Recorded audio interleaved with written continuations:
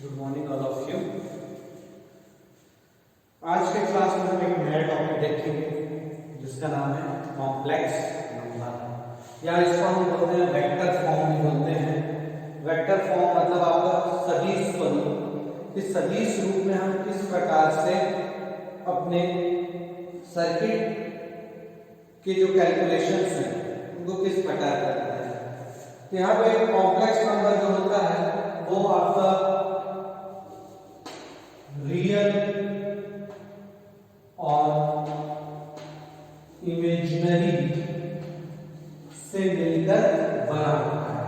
यदि हम complex number की बात करें तो रियल नंबर और इमेजिनरी नंबर का जो मिश्रण है, जो सम्मिश्रण या एक फॉर्म है, वो आपका कॉम्प्लेक्स नंबर कहलाता है। समझने के लिए हम देखें तो complex number is equal to real number plus imaginary number.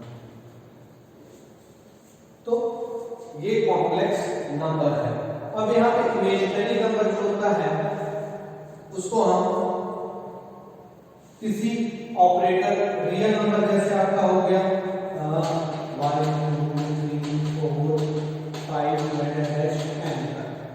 उसी प्रकार इमेजिनरी नंबर भी होता है, लेकिन इसे हम एक ऑपरेटर के साथ उपयोग करते हैं जिसको हम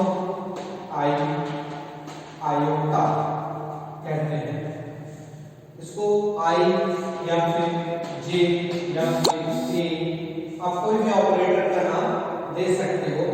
यहाँ पे आई जो होता है, आई का जो मान होता है वो होता है √-1। उसी प्रकार से यदि आप आई स्क्वायर देखोगे तो ये हो जाता है आपका -1। आई क्यूब देखोगे तो ये हो जाएगा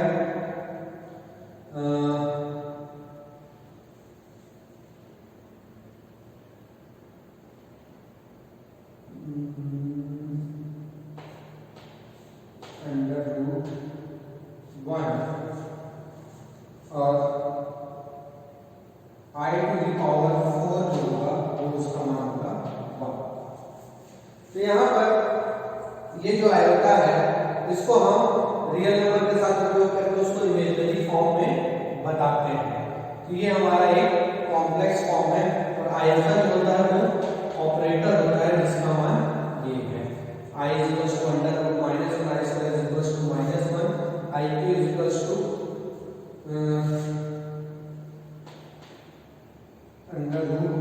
√-1 और i to the power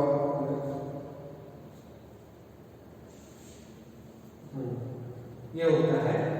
तो यहाँ पर जो कॉम्प्लेक्स नंबर है, यदि हम उसमें एडिशन, सब्ट्रैक्शन, डिवीजन, मल्टीप्लिकेशन देखें तो ये मुख्यतः 4 प्रकार के हमको ऑपरेशंस करने पड़ेंगे। लेकिन उसको समझने से पहले हम कॉम्प्लेक्स फॉर्म के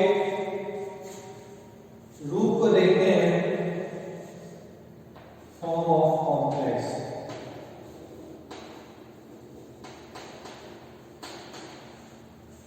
ठीक, समिश्र के रूप क्या है।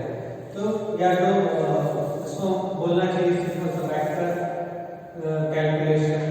यदि हम बोले तो यहाँ पे फॉर्म ऑफ वेक्टर्स जो हैं वो 2 प्रकार के हैं। पहला है आपका रेक्टेंगुलर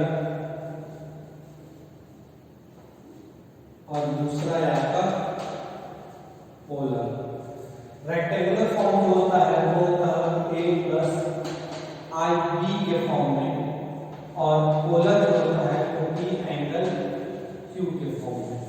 मतलब यहाँ पर a है रियल नंबर, ib है आपका इमेजिनरी नंबर, यहाँ पर p है आपका रियल नंबर या इसको हम बोलना चाहिए मैग्नीट्यूड वैल्यू, और q जो है वो है एंगल वैल्यू को बताता है।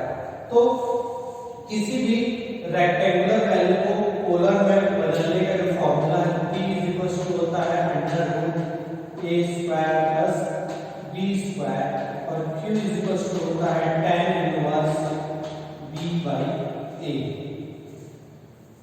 उसी प्रकार से a इज इक्वल्स टू होता है cos p cos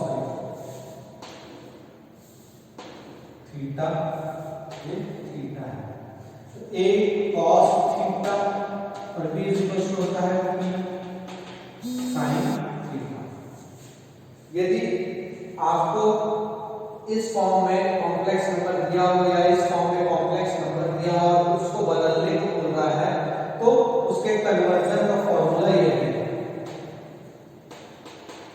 कन्वर्जन का। फॉर एग्जांपल मैं आपको करके बताता हूं, यदि आपको रेक्टेंगुलर फॉर्म में कोई क्वेश्चन दिया है 4 + 3i या i3 इस प्रकार से दिया हुआ है और इसको बोला जा रहा है कि p और थीटा के फॉर्म में बताओ, तो p इज इक्वल्स टू हो जाएगा अंडर रूट, हम कंपेयर करेंगे, कंपेयर a + i b से, तो a is equals to 4, b is equals to 3, b is equals to क्या होता है a square plus b square, put the value 4 square plus 3 square is equals to क्या हो जाएगा 4 का स्क्वायर 16, 3 का square 9 is equals to under root 25 means 5। उसी प्रकार थीटा इज इक्वल्स टू होगा आपका tan inverse b by a, मतलब tan इनवर्स 3 by 4, मतलब कितना हो जाएगा आपका tan इनवर्स 0.75, लगभग आपका आएगा 56 डिग्री। तो P polar form P angle theta equals to हो जाएगा 5 एंगल 56, जो भी इसका आएगा वैल्यू निकाल सकते हो कैलकुलेटर से 56 डिग्री। इस प्रकार से हम लिख सकते हैं। सेम यदि हम कन्वर्ट करें कि यदि हमें 5 एंगल 56 डिग्री दिया हुआ है, 5 angle 56 degree convert a plus rectangular five, तो कंपेयर करेंगे हम p is equals to 5, theta is equals to 56 degree, तो a इज इक्वल्स टू होता है p cos थीटा मतलब 5 cos 56 डिग्री, जो भी आएगा मतलब क्या हो जाएगा ये 4। इसी प्रकार p इज इक्वल्स टू आएगा p sin थीटा, वैल्यू रखेंगे 5 sin 56 degree is equals to हो जाएगा आपका 3। तो in rectangular a plus i equals to हो जाएगा 4 plus i3। इस प्रकार से हम कॉम्प्लेक्स या वेक्टर नंबर को कन्वर्ट करते हैं। दो फॉर्म होता है, एक होता है रेक्टेंगुलर जिसमें हम a plus i के फॉर्म बताते हैं, दूसरा होता है पोलर जिसमें p एंगल थीटा मैग्नीट्यूड और एंगल के बारे में बताते हैं। ठीक, तो यहाँ पर 4 प्रकार के ऑपरेशन हम अपने वेक्टर फॉर्म में करते हैं। पहला होता है आपका एडिशन, दूसरा होता है सब्सट्रैक्शन, तीसरा होता है मल्टीप्लिकेशन और चौथा है आपका डिवीजन। तो यहाँ पर ये दो एक समान और ये दो एक समान होते हैं। यदि आपको एडिशन या सब्सट्रैक्शन करना है तो हमेशा अपने वेक्टर फॉर्म किसमें रखना पड़ेगा, हमें रेक्टेंगुलर फॉर्म में रखना है। यदि आपको पोलर फॉर्म में दिया है और एडिशन या सब्सट्रैक्शन करने को बोला है तो उसको पहले हमें कन्वर्ट करना है रेक्टेंगुलर फॉर्म में, देन उसके बाद हमें उसे एडिशन या सब्सट्रैक्शन करना। उसी प्रकार मल्टीप्लिकेशन और डिवीजन एक प्रकार से होता है, इसमें हमेशा किस फॉर्म में वो करते हैं, हमें पोलर फॉर्म में। यदि आपको रेक्टेंगुलर फॉर्म में दिया और डिवीजन मल्टीप्लिकेशन करने को बोल रहा है तो उसे हमें सबसे पहले पोलर फॉर्म में बदलना पड़ेगा, तभी हम उसका डिवीजन और मल्टीप्लिकेशन कर पाएंगे। यहाँ पे किस प्रकार करेंगे मैं आपको एक समझाता हूँ, आप अपने कैलकुलेटर से उसको कंपेयर करते रहिएगा, क्योंकि मैंने कैलकुलेटर नहीं रखा है। तो यहाँ पे सबसे पहले हम एडिशन के लिए यदि हम देखें, एडिशन में क्या होगा कि रियल से जुड़ेगा और कॉम्प्लेक्स या इमेजिनरी से। फॉर एग्जांपल मान लो आपके पास दो इमेजिनरी नंबर है, a1 plus i b1 and a2 plus i b2। तो यहाँ पर एडिशन में क्या होगा, जो रियल है वो रियल से जुड़ेगा, जो इमेजिनरी है वो इमेजिनरी से जुड़ेगा। यहाँ पे क्या हो जाएगा आपका, मान लो ये है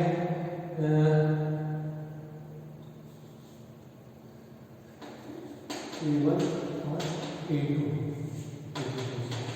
यहाँ पे a1 plus a2 equals to हो जाएगा आपका a1 plus i b1 plus a2 plus i b2। यहाँ पे क्या हो जाएगा a1 प्लस a2 एक ब्रैकेट में प्लस i कॉमन करेंगे तो यहाँ हो जाएगा a1 प्लस इस प्रकार से निकलेगा। तो ये एक फॉर्म होगा capital A plus i capital B। उसी प्रकार सब्सट्रैक्शन यदि हम करें,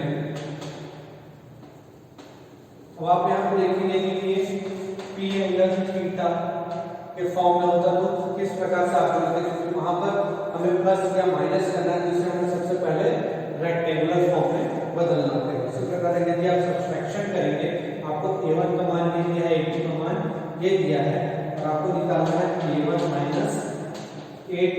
क्या हो जाएगा a1 plus i b1 minus a2 plus i b2।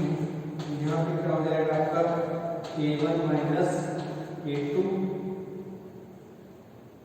Plus i, और यहाँ पे हो जाएगा b1 माइनस b, तब ये हो जाएगा a माइनस i b। इस प्रकार से ये डिवीजन होगा, सॉरी सब्सट्रैक्शन होगा। अब यहाँ पर मैं आपको मल्टीप्लिकेशन के बारे में बताऊंगा।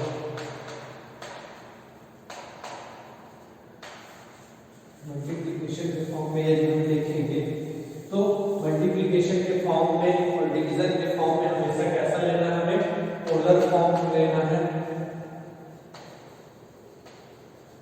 तो यहाँ पे मान लो आपके पास दिया हुआ है a1 equals to p1 angle θ1 and a2 equals to p2 angle θ2। अब आपको क्या बोलना है कि a1 into a2 करो, तो क्या हो जाएगा p1 angle θ1 multiply p1 angle θ2। तो जो आपका रिजल्टेंट फॉर्म है उन्हीं का से मल्टीप्लिकेशन होगा, means p1 angle p2 p1 into p2, और जो एंगल होते हैं वो आपस में क्या होते हैं, जुड़ जाते हैं। तो θ1 प्लस θ2। किसी भी मल्टीप्लिकेशन में यदि आप मल्टीप्लिकेशन कर रहे हैं तो जो कॉम्प्लेक्स फॉर्म है वो हमेशा पोलर फॉर्म में होना चाहिए, और पोलर फॉर्म में जो रिजल्टेंट फॉर्म होता है उन्हीं का सिर्फ मल्टीप्लिकेशन होता है, और जो एंगल फॉर्म होते हैं वो आपस में जुड़ जाते हैं। इसी प्रकार जब हम डिवीजन करते हैं, डिवीजन जब करते हैं मतलब a1 डिवाइडेड बाई a2, यहाँ पे क्या हो जाएगा आपका p1 angle θ1 divided by p2 angle θ2। तो जो डिवीजन होता है वो सिर्फ मैग्नीट्यूड में होगा, मतलब p1 divided by p2 angle हो जाएगा आपका θ1 माइनस θ2। यहाँ पर जो मल्टीप्लिकेशन है या जो डिवीजन है वो सिर्फ मैग्नीट्यूड वैल्यू का होता है, मल्टीप्लिकेशन में जो एंगल है वो सम होते हैं, और डिवीजन में जो तो ये 4 प्रकार के ऑपरेशन हमारे वेक्टर्स में होते हैं। तो एक एग्जांपल मैं आपको करके बता रहा हूँ, मैं प्रोसेस बताऊंगा, बाकी कैलकुलेशन आप अपने कैलकुलेटर पे निकालिएगा, क्योंकि मैं कैलकुलेटर रखा नहीं हूँ तो एग्जैक्ट वैल्यू मैं निकाल नहीं पाऊंगा। प्लीज सब नोट कर लीजिए, इसको एक बार देख लीजिए, समझ लीजिए। मैं एक क्वेश्चन आपको देता हूँ।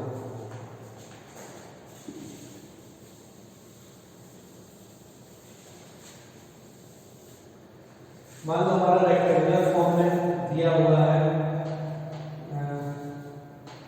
10 एंगल n प्लस j8 और पोलर फॉर्म में दिया है 5 एंगल 45। क्लियर? तो यदि आपको इस प्रकार से मिक्स फॉर्म में दिया है तो जो रेक्टेंगुलर दिया है उसका आप पोलर निकाल लीजिए, तो क्या होगा 100 और 164 का जो भी आप निकालोगे तो जो इसका कॉम्प्लेक्स फॉर्म आएगा, सिंपल ले लेते हैं 4 प्लस j3, तो ये हो जाएगा 5 एंगल 56 और ये हो जाएगा आपका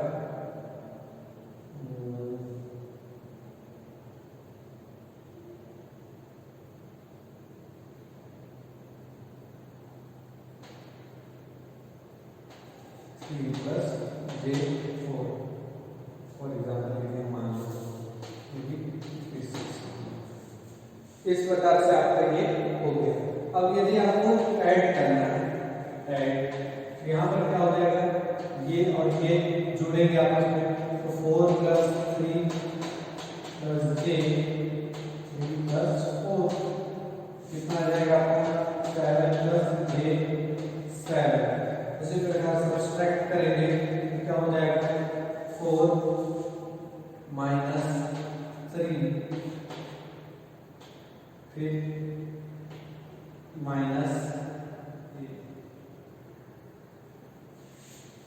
प्लस j कॉमन के हो जाएगा 3 माइनस 4, ये क्या हो जाएगा आपका 1 माइनस j1। मल्टीप्लिकेशन करेंगे तो क्या हो जाएगा, मल्टीप्लिकेशन इस फॉर्म में होगा, मतलब पहले के दूसरे से मतलब हो जाएगा 5 इंटू 5 एंगल कितना हो जाएगा 56 प्लस 56, मतलब ये हो जाएगा आपका 25 एंगल 112। इसी प्रकार जब आप डिवीजन करोगे तो क्या मिलेगा आपको 5 डिवाइडेड बाय 5 एंगल 56 माइनस 56, तो क्या मिलेगा 5 मतलब 1 एंगल 0 डिग्री। हो गया। इस प्रकार से सिंपली आपको करना है। तो यदि कुछ भी अगर आएगा तो आपको सबसे पहले उनको रेक्टेंगुलर है तो पोलर में, पोलर है तो रेक्टेंगुलर में, इस प्रकार से आपको बना लेना है। और उसके बाद ऐड करना हो या सब्ट्रैक्ट करना हो तो रेक्टेंगुलर फॉर्म में, मल्टीप्लिकेशन करना हो या डिवीजन करना है तो आपको पोलर फॉर्म में इसको कन्वर्ट करके आप इजीली ऑपरेट कर सकते हो। एक बार देखिए, समझिए।